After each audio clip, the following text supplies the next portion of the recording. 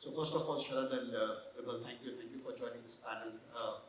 And I think this is where the work starts, the excitement starts, right? Look, I'm a huge proponent of India growth story. I keep on talking about it so passionately. I'll probably start there. We all have always been very optimistic about the India growth story. And someday we'll probably, or a time will come and time is about to come. I think the time is coming, right? I think we all know that we are right at the center stage of both growth and globalization, right? Maybe Sharad, let me first start with you. What are your perspective? You're in JSW coding scheme. How do you see the economy shaping up, and particularly in the context of the steel industry? It will be good to get your perspective as well, Sharad. Thank you, Manish, and good morning, everyone. In fact, first, before I start, I'd like to say that maybe seeing all of you here today is in itself speaks about India and the importance of today's topic. I think this kind of agenda, when I went through the two-day agenda when I received from Ecologic, I have not seen, at least in the last few years, 2 full days being given to this aspect of the business. We always have been talking on other aspects, so I think this is a great initiative which SAP has taken. Manish, I am also very, very optimistic. Maybe I can say proudly that I am more optimistic for India. But we have to see that what we have gone through, the global economy, what it has gone through in the last few years. I will not talk about COVID, it is a lot we have talked globally. But post-COVID also, when the things were improving last 1 year, 1.5 years, has been quite challenging for the reasons we all know. Wherein it led to global economic slowdown, led by very high inflation, high interest rates, in general supply chain bottlenecks. But when we see India, India has been an outperformer, outlier. Controlled inflation, controlled interest rates, high domestic demand, which has led to the kind of growth around 6.5% GDP growth. And when I see steel, the growth in excess of 13%, which is not seen in years. And when we say year-on-year growth, we compared it also with the level of the steel consumption in India pre-COVID. Beyond that also India has gone. Also when we talk of capacity utilizations, India has crossed the highest capacity utilization in India of more than 80%, which in itself speaks. But apart from domestic demand, we also have to be to see one aspect, that what last 30, 40 years we have seen that globally, what China has been for the world. Now we have been hearing, we have been reading that world is looking for China +1. And +1 people say India, but I add something more. It is going to be next 10 years, next a decade or more, it is going to be China +1 minus China. That is what is going to be the future. Which means that India has to be not only for the fast growing demand in the country, even for the world, what China has given to the world, now it is the time for India. No other economy of this size is growing the way it is.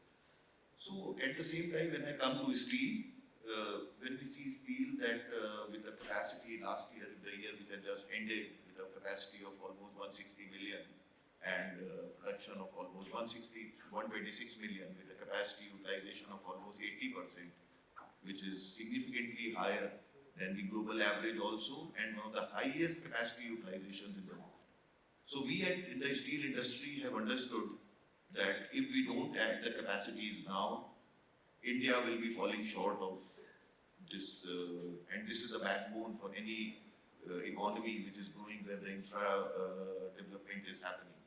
So industry is very active, and rightly said by me in your opening remark that India is looking for doubling the capacity. I think it will be more than double what it is today, and it will be at a very, very fast rate. And we at JSW also are doing, and all other industries also. But we have to keep one thing in mind, that with this size of business, this size of industry, the way we have been doing till now, I think the digital aspect of the business, automation, AI, these are the aspects which we have to definitely look into as an industry. Something industry needs to do, some industry has started doing something which is more required from organizations like SAP, which I will like to touch upon. One of the things is that when there is a growth happening and the speed at which the growth happens, in India it has been seen that the organizations grow but the system support lags, it catches up. Now with this size, I don't think that will be possible, it has to be parallel. So the investment from the industry has already started in that aspect. Like for us, the entire JSW group operates on SAP platform. We have added more, even our joint venture smaller companies, keeping in mind the business economics also, like joint venture service center with a smaller SAP B1 platform also we are using. We are also using the SAP Ariba. I saw in Stefan's presentation in the buying also that we have implemented. So many aspects we are working, but at the same time when we talk of India as a steel industry, we should know one thing which is important, that almost 40 to 50% of the industries in steel are MSMEs, not the integrated large steel producers. They are very, very small, numbers are very high. For them, it is majority of the things are manual in nature, no digital platform is there. Their business cannot afford that kind of solutions. Though with this B1 platform, I think still SAP has to come with something which is economical and scalable also with the fast growing industry. So I think Manish, maybe before, maybe I'll take a pause here, but I'll say that next decade is going to be India in terms of overall demand of, in general, commodities, domestic demand driven by, and India will be the growth for, I think the engine for growth for the global economy also. Wonderful, sure. No, I think simply phenomenal thoughts, and just for everybody, let me summarize what some of the points, and obviously, Sharad kind of touched all the broad areas that one can think of, but if I summarize one, talked about that we are a self-resilient, self-reliant economy, now we need to take it to global. We are becoming an alternative supply chain. I think that's the second piece that we talked about. The third piece we talked about is in terms of the pace and speed with which we probably need to transition here. I think the fourth piece he really touched upon, which is extremely important, and I'll probably rephrase that what you just talked about, talking about MSMEs, that look, at the end of the day, our growth and our cost cannot be linear in nature, right? And somewhere or the other, while our growth can be linear, our cost structures have to be non-linear in terms of being able to see some reduction, right? So that we can probably infuse that capital back in terms of driving sustainability, right? And I think your point about MSMEs and how much of labor manual intervention is there and how technology can come in, I think it plays a very significant role. And that then brings me to you, Vimal, right? You have been involved from ever since the SAP started their operations, and you probably have seen 2 or 3 generations of transformations in the mining and the metal segment as such. Let me hear from you. What is your outside perspective about the India market, and how do you see this evolving in the next decade or so? And then obviously a little bit on the SAP footprint as well. Sure, Manish, thanks. And so I think these were definitely great points. And when you were talking, actually I was going back, Manish, in time and thinking about the same thing. How we have seen this transition. I mean, if I start looking back, I mean, as SAP and outside of SAP, we have seen kind of 2-3 generations. I mean, we have seen how this industry has grown and evolved over multiple years. When SAP has been with this industry very, very closely associated all along. So the point for us is, we within SAP focus a lot on the industry. And for us, it is very important to understand what's happening in the industry, what is the dynamics, what is changing, and then where do we invest, where do we put our focus on, where do we really, work together with our customers, and how do we do that. And to that extent, last 3 to 5 years have been actually really transitional.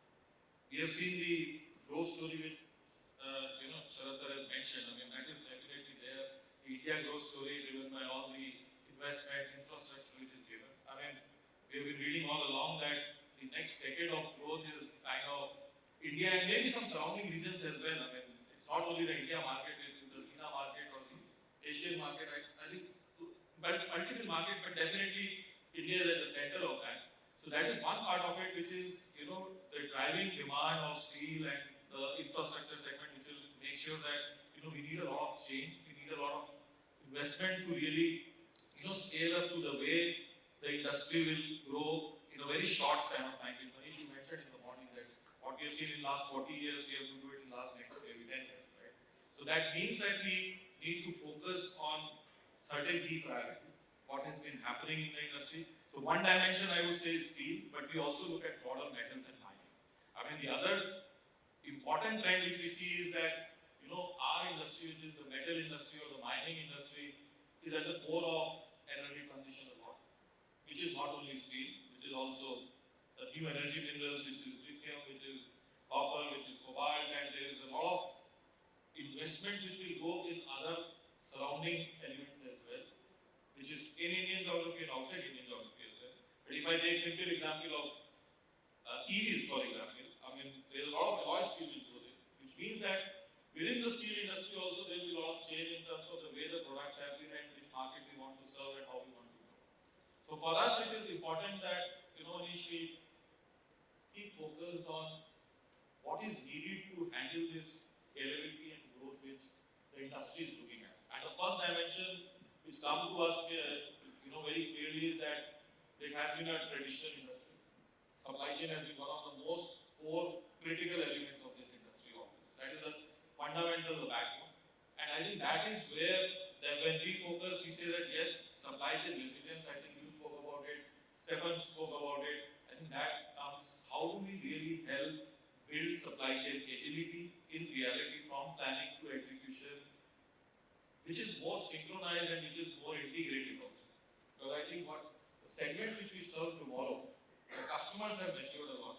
I think customer centricity is no more customer centricity is like a customer passion. I mean, so you can't really, blame customers, they will expect something which we may not be able to deliver if we integrate our supply chains right from the back end up to the front office. Which means that for us it is important to see, as an industry, as SAP, how we bring that story together from back-end supply chain to front office in a complex environment, in an industry where there are many products which have to be translated from customer demand onto manufacturing environment. Right? I would say that that is one big area for us to definitely focus. And the second big area is, of course, sustainability. I mean, Stefan said, you said, I think going green is one part of it. I mean, the point is that these industries are the largest emitters, the largest energy consumers, and needless to say that without sustainability, without focus on carbon, climate, we really cannot support the industry well. And the other element which I think is very important for this industry is actually circularity. I mean, if you really look at the way Indian industry will grow, and Sharad touched about actually that point very relevantly, that there is a lot of MSME, which means that there will be a lot of electric arc furnaces and a lot of scrap collection, recycling which will happen in the industry, which will actually drive a lot of growth. So how do we bring that element? And I think the objective of doing this conference and getting all the people from the industry, the leaders in the room, is actually to bring out these topics. So we are discussing these topics today. We are discussing, our partners are talking about it. How do we really address that? So for me, that will be another element which is as important. The next priority which I will put and maybe take a pause there is, this is still an asset-centric industry. And I think we need to definitely keep focused on how do we get more out of assets and how do we help the industry move from traditional to more reliability-based approach, but also, I mean, we have, as SAP, we have put up we have Center of Excellence in Australia, which is on asset intensive, which can help shape the requirements of asset intensive industries for the new generation or for the future. So these would be, Manish, 2-3 areas where, as SAP from an industry side, we see the industry, we see outside in how industry is trying to evolve and how we can continue to support this industry going forward. Wonderful thoughts, Vimal. And I think you probably touched upon this point, or I'll probably pick up your second point on sustainability. Because I think this is no longer a PPT conversation. I think the challenges are imminent, the challenges are real, and I mean, as a common man, or a common person or a common woman, I think there's a part which kind of leaves us. The summers come and impact us. We can feel that, right? So this is a challenge which is absolutely imminent, right? And I'll probably now go back to this topic of sustainability, and Sharad, I'll probably start with you. So how do you see sustainability? I think it's it's a humongous topic, it's a humongous challenge. There's a lot that needs to be done. What is your perspective in terms of how industries like yourself need to embrace their carbon journey? And obviously, it's a long-term journey that one has to accomplish. What are the priorities and how you're looking at it? Manish, rightly, as you said just now, that sustainability is something which is not just a name or a phrase, it is a must. Like when the pace I talked earlier, at which the country is growing and will continue to grow, I think most important is to grow in a responsible fashion. What we give to the generations to come is extremely important. And when we talk of ESG, at our end, a lot of initiatives we have taken. But one aspect, normally we tend to limit our discussions on environment, carbon, but ESG, all the three components, the social, the governance, these are the three aspects on which we have the core teams which are working. And we have already, in one of the largest, which is a single location largest steel plant of ours at Vijayanagar in Karnataka, we have already started, we have a executive committee which is working on this, and we have the digital and analytical boards also monitoring the various parameters, in which we have set goals on a yearly basis, not very long, but up to 2030, what parameters, the action plans. Because maybe some of you may have read also, maybe about a year and a half back or so, we were the first steel company to raise funds through green bonds, with a commitment to reach certain level of emission levels by 2030. Otherwise, the cost goes up. So that shows a commitment towards this. Lot of initiatives we have taken. Steel, as you said, because the majority of the production which is there is all through the blast furnace route. And achieving a carbon net zero, to be honest, in today's technology which is available, is not possible. But yes, definitely reduction in carbon footprints, then making it net zero by taking other initiatives. One is, of course, the green energy. That is definitely planned, under execution. Already we have commissioned some of our green energy capacities, and that plan is already there, which will be fully in place by 2030. But that is only one aspect of the business.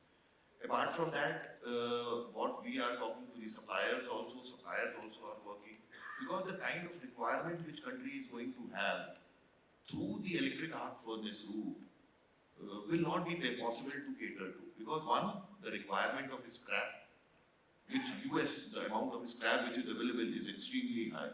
But the requirement of scrap which is going to be there, country is not having, I don't know the percentage, but not even more than 10%, 15% of the total requirement. So keeping all these challenges in mind, definitely, it's long term what you said, or if not long, at least a medium term, lot of initiatives we have taken. In addition to that, like our downstream units, like JSW Steel quoted, where comparatively the carbon emission is limited because of no blast furnace and other steel making, we have already made a plan, and a very short plan, to be net zero, and to be the first company in the world to be net zero. And we are quite confident. We have already started taking actions, monitoring, and started reducing also the footprints. And this is one of the core areas on which the organization is working. And lastly, along with the suppliers also, asking them if that is the technology for bulk production capacity increase. Even the suppliers, they are working on bringing in new technologies to reduce the carbon footprint. So this is definitely an ongoing journey. This is a journey, Manish, which definitely we are quite confident the targets which we have made, and as an industry in general, not only I'm talking of JSW, but in general, I think that is a requirement which is there in line with the Glasgow Summit commitments which Government of India has given, and we are confident that the industry will be moving and achieving that. Great, and Sharad, let me congratulate on behalf of the industry in terms of the work that JSW is doing. I think we pick up any article on sustainability in the steel industry, and there's not a single day where we don't pick up an article on what JSW is doing. So, and it's simply phenomenal work, and thank you for sharing some of your perspective. And I keep on saying that this journey is not about an individual organization. I think there is so much to be done that the entire community has to come together. And one of the things that we are trying to do through this this summit obviously to look at this topic in a broad way as such, right? And I think it's And very Manish, important. I will just like to add on what you rightly said, entire community, even from our supplier side. Right. Our team is talking to ensure that they also reach, going forward, giving them a reasonable time that you have to reach at this level. Right. Otherwise, maybe it will be difficult. And same we are going to face from our customers also. Customers will start demanding. So I think that is where I feel that SAP or the kind of organizations will need to integrate end to end, which is missing today in isolation. If a supplier is there with me long term and they are willing, I am willing, there has to be a kind of integration which has to be there for information sharing and knowing what each other are doing, sharing of good practices. So that is where I think that's one of the aspects which can be done. Thank you so much. Vibal, over to you. I think Stephen talked about two very important aspects, right? He talked about green ledger, he talked about CAT&IX, obviously, and one of the segments that I manage is Auto as well. I'll probably leave the CAT&IX for the time being, but let me just talk about this entire green ledger. What is your point of view, what is SAP's point of view on sustainability, and how do you see this space evolving for us, both from a domestic market as well as from a global market standpoint? No, I think this is very, very important, and I think Sharad sir said that there are few industry players the same way. I mean, on SAP side as well, when we look at, and Stefan said already that we work with one of the largest steel makers in Europe closely, it means the journey starts at the ground, which is the fundamental, which is getting the whole story of green ledger together. So for us also, I would say that sustainability has some pillars. The first one is, of course, emissions, which remains how do we now support the journey of the industry to capture emissions and to do that at a transactional level, which Stefan said about the whole green ledger thing or the carbon accounting thing, which is going to be a part of, which is recently announced, which means essentially that the business processes have existed. I mean, this is not something new. Scope 1, Scope 2 have been captured in this industry for ages. This is not new. Scope 3 also has existed, but it has not been captured and it has not been looked at from those lenses which we are looking at today. So the point is that how do we get that together from a traceability, visibility and governance perspective? And that's where we focus, and that's where the point which Stefan said that as SAP, our focus is to really set the foundation right. I mean, we have done that historically for financial data, for material data, for sales data, for all kind of data. Now we think that it is time to set that foundation right for the sustainability data. And that's where the starting point is. So one of the core pillars for us is, of course, emissions. Right? But then this is also a journey. I mean, as the industry is looking at sustainability and thinking of green energy plants and thinking of investments in carbon capture mechanism and thinking of other methodologies to go net zero, our objective is to make sure how we are helping that being captured at the right place. So there the second pillar comes, which is ESG. And how do you bring that visibility together somewhere like a control tower, which is giving you an organizational wide view as to, which we call it as sustainability control tower, but which is actually also having some standards which we follow. There are new standards which can be built. There are partners who work on these platforms and technology. But the point for us is, there is a lot of data which exists at the ground. There is a lot of data which doesn't exist at the ground, which has to be brought at the ground level and captured from your automation systems and brought at that level. And it has to flow with the material flow, with the financial flow, with the carbon flow. I mean, that's how I see it, right? So the point is that, but that is going to be a journey, and looking at that, still there is an aggregated data which exists. How do you bring that and provide organizational view which is getting reported today to the external world from a regulatory perspective, compliance perspective, visibility perspective, frameworks perspective? There are various frameworks which industry follows. JSW will follow their own framework. Other steel companies will follow their own frameworks. So that is the second aspect for us. The third is that now steel industry is producing products. How do we get this translated onto respective products, captured at product level, so that when your coated coils are going to US or Europe, for example, they carry that carbon data with them, right? So really it is then the third pillar for us in the sustainability journey is getting that at a product level and getting that together. So we take a more typical SAP is a German company, more engineered, structured approach rather than saying that, okay, capture data from there and put it here and there. No, we are not operating that way. We are also trying to make the foundation strong. Because see, the point is that in India, the advantage is it has to grow. There will be a lot of new investments which will come in, and the advantage I see is that when new investments will come in, this will be far more greener 15 years down the line. Because our old assets will have aged, and we'll have new assets, so it is for us to be really prepared to address that kind of requirement.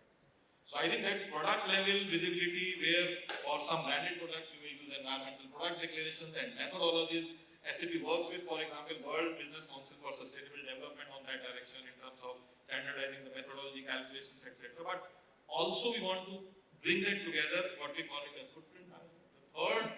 The fourth pillar for us, as I said earlier, is very, very important is circularity in this journey. And then, considering that the growth will not be limited for this industry within this country only, it has to go beyond the boundaries, it has to go to other geographies. This supply chain transparency and how we meet requirements and regulations where we export. For example, in Europe, CBAM is a very big topic, right? How do we address that? I mean, all said and done, even if we say that we will not do it today, we will have to do it someday. So the point for me is, if we have to do it someday, we have to have that preparedness, and that's where, Manish, we try to bring our focus on multiple elements, multiple things to do, but I really want to work closely with the industry. That's what I can say. I think great points, and I think which probably moves us to the third part, right? So we talked about the industry, we talked about sustainability, about the carbon footprint and reduction of that. Technology piece, I think we are all in this room thinking through that, look, at the end of the day, technology is all pervasive, right? Look, let's also, there's a, we have always, from a technology standpoint, if we kind of look at decade till about 2010, right? We were probably followers, right? Technologies were probably implemented or designed somewhere in other parts of the globe and then brought to India, and we used to consume that thing.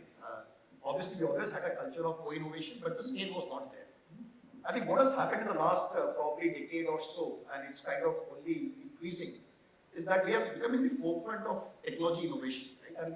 And when you're doing innovation, it is sometimes some of these technology initiatives that one takes may or may not be successful. And it's okay. In a digital world, failing is fine. I mean, because you're trying to extend the boundaries of technology as much as one can think of, right? Because one success can probably take care of 3 or 4 failures, right? But the importance of technology has become so important in the context of our business, right? So maybe Sharad, I'll probably start with you as there in terms of how do you see technology? What are your 3 or 4 big bets on technology that you see is going to probably shape the future of your industry? I know you're in a downstream business, B2B predominantly, but you still have a customer focus there. It'd be good to get your perspective in terms of what your technology bets are. See, Manish, I think very rightly said, what it was still 10 years back or 15 years back, and today where we are, a lot of new things are happening in our country, in our industry. It is not that industry has not worked. Industry has done a lot of work, taking cue for what we have done, and same, I have come to know, and I'm sure that others also have done. And what maybe more is required, and where SAP can definitely help the industry, is like, just to give you an example, a plethora of apps are there today. In my organization only, like production planning, inventory management, costing, everything is on SAP platform. Then we have L1, L2, level 1, level 2 automation on a different app. So many apps are there. Then level 3 MES apps, L3 MES apps, then analytics. So plethora of apps. And what I feel the gap is that these are not integrated fully. So, which results in repeat data entry, errors, what analysis, what analytics can give through these data, we are not able to get. So I think this is very, very important to have integration. This is within the organization. Then checking, as I said, from supplier side to us, to the end consumer, whether B2B, today, okay, we can limit to B2B, B2C is very, very fragmented, but B2B also, end-to-end integration is something which is also, I see, as a major gap. And I have seen end-to-end integration, I have seen and experienced this when I have traveled to Europe at many places in steel service centers, big large service centers with their steel producers. And when I visited at steel plants, they were integrated with their suppliers. from the mining stage.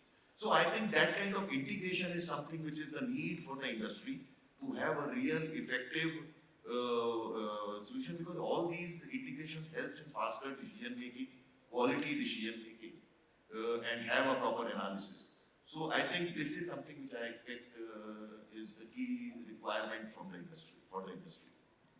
Thank you so much. I think you probably hit the nail there when you talk about integration. I mean, the fundamental thing is processes are not fragmented. How can the urban and technology be fragmented, right? Which essentially means that if a process has to move seamless, so is the technology layer on top of it. Right? I think that's something that is probably extremely important, right? I know there are a lot of challenges when it comes to that. But from where we sit and when we look at our partner ecosystem and our customers and the way all the three parties are coming together in terms of being able to co-innovate at speed and at scale, I think it looks extremely bright. Look, we will probably have a few short-term falters here and there, but I think from a long-term standpoint, we all are extremely bullish that this association that we have today in the country is not only going to shape and impact the lives of 1.4 billion population, but the 8 billion population globally as well, and create a much more greener planet for all of us, right? So thank you once again. I know the time is up, but thank you, Sharad. Thank you, Vibal, for sharing your thoughts. I'm sure we'll have many more of these sessions in the next 2 days, but really appreciate it.